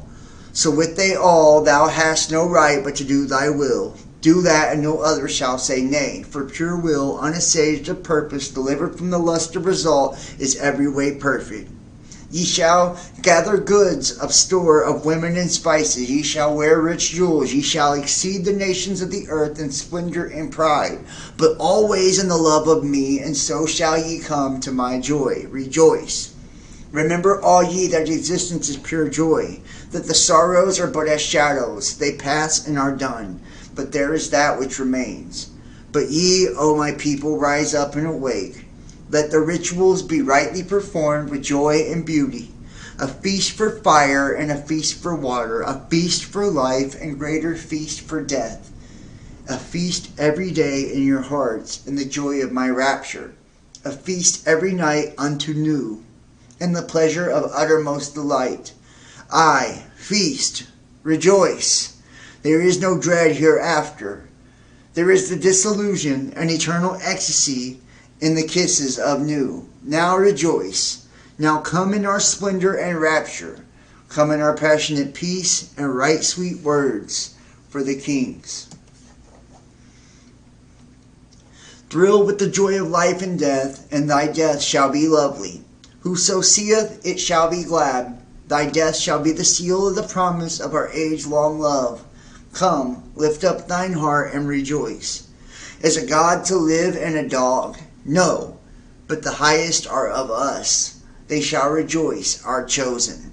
Who sorroweth is not of us. Beauty and strength, leaping laughter and delicious languor, force and fire are of us. And your duty to other individual men and women, love is the law, love under will. As brothers fight ye, if he be a king, thou cannot hurt him. Beware lest any forced another, king against king. Seek, if you so will, to enlighten another when need arises. Worship all. Every man and every woman is a star.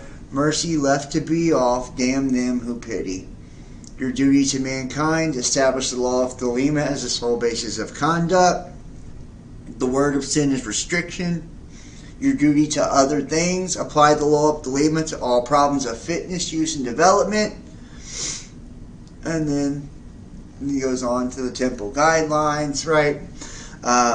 Which we're going to get a lot more into this in the next one. We're going to look more into the temples and all of this. But I did want to, read, Hiram Abiff, right? And this is from Freemasonry. This is from the Encyclopedia of Secret Signs and Symbols. The legend of Hiram Abiff as a central core and inspiration for Freemasons. Hiram was a master mason who specialized in metalwork and was one of the prime designers of the Temple of Solomon in Jerusalem.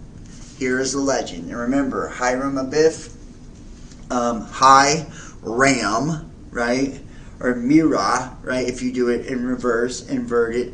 Ab, like Abba, right? If, take that in reverse, Phi, right? Hiram Abiff, this is the master mason who specialized in metalwork, right? Alchemy, okay? And to one of the designers of the Temple of Solomon, which is the temple of demons to create the temple in Jerusalem, right? New Jerusalem, the holy city. After the temple was completed, 3 of the other workers decided that they wanted to extract the secrets from Hiram that would qualify them to be master masons. They positioned themselves at the doors of the temple and individually demanded to know these secrets. Hiram refused each one in turn, telling them that the knowledge they desired could be gained only by experience. The 3 turned on Hiram and killed him. One struck a blow to his throat with the rule. The next hit him on the chest with an iron, measuring square. And the third finished the job by hitting him on the forehead with a hammer. Full of remorse for the crime they quickly realized with a fruitless murder, the 3 ruffians, as they came to be called, buried Hiram and placed an acacia tree over his grave. However, although Hiram was effectively dead, his memory lives on, and so effectively he is reborn. The initiation of the grade of Master Mason reenacts the ritual of the death of Hiram, as there are any hard and fast rules which apply to the symbolism inherent within Freemasonry, right? It's a death and rebirth process, right? Death of the ego. The 3 blows symbolize the 3 different kinds of death. The death of the body, the blow to the throat, the death of the feelings, the strike on the chest, and the death of the mind, the blow to the forehead. And these are also chakras as well. Thus, the would-be Master Mason leaves his old self behind. The initiatory process symbolizing his rebirth into the higher moral values that were held by Hiram of integrity, knowledge, and detachment.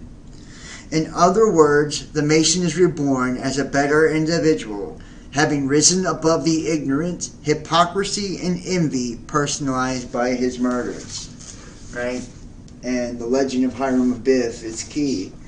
Right? Because this is how you'll see a lot of Masons answer each other, right? As Hiram Abiff, asking for Hiram Abiff, and it's because of this legend. And notice he's hitting on the hammer of creation. We'll get into the symbolism of all of this as we go through this series.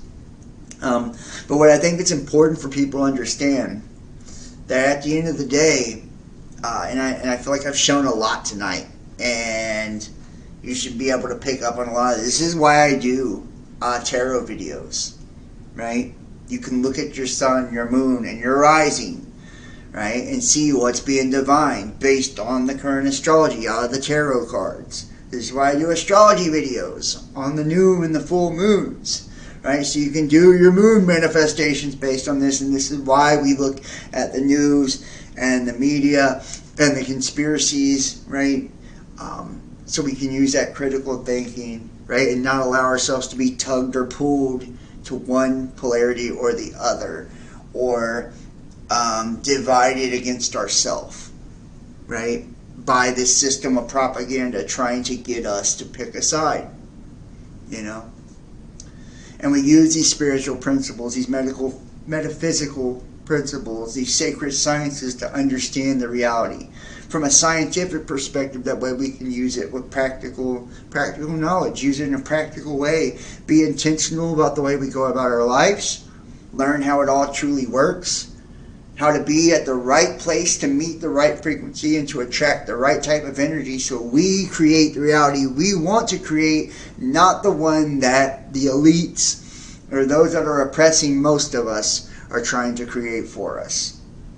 Now, I hope you guys have enjoyed part 1. Like I said, we're going to go way deeper in part 2. It's going to be awesome. I do hope everybody will check out our recent videos. Please consider donating and supporting to the channel. I'm completely viewer powered. This is how I keep the channel going. The best ways to donate is PayPal, Venmo, Cash App. You can do it through Facebook Messenger Pay. You can get a Facebook or a YouTube subscription. You can also join us over on Patreon. All of this, everybody who donates and supports gets access to our private Dropbox. It's hundreds of hours of uncensored shows and videos that are not on the public platforms. A lot of stuff we've gotten strikes on. Some of it you can find on BitChute and Rumble, so go check that out up there for free. This is... we're going to be bringing back Unveiling the Mysteries, all these different series. I got so much stuff coming down the pipe, and it's like, we're going to, it's going to be amazing, the things that are coming from this channel. And I got great guests that are going to be coming up as well. So I ask all of you, help me out. That way I can keep it all going. Donate, support. I would love to, start reaching the monthly goal again and start trying to, reach lots and lots of people. Make our community grow big. Join us over on Discord twice a month. We do private shows there for that Dropbox, the private playlist. Book your own personal tarot reading. They're great. They're $50. It's cheap. It's like an hour, and you get real answers to a lot of the questions you have. You can do that by emailing the realbestdamnpodcast@gmail.com and put tarot. If you want to be a guest or sponsorship or anything like that, email as well. Make sure to subscribe on this channel, the backups, on all the other platforms. The links are in the description. Follow me Instagram, Facebook, Bestdamnpodcast, Twitter, The Real Bestdam. And guys, make sure to hit the like, give us a thumbs up, leave comments after the video's over. It really helps with the algorithms, and share this link. Share it to your Facebook groups, your social medias, all over. And make sure to subscribe and click all on the notifications bell. That way you get all of our notifications. Check out our tarot, our astrology, our conspiracy, our news, and make sure to check out part 2 of this series. It's going to be on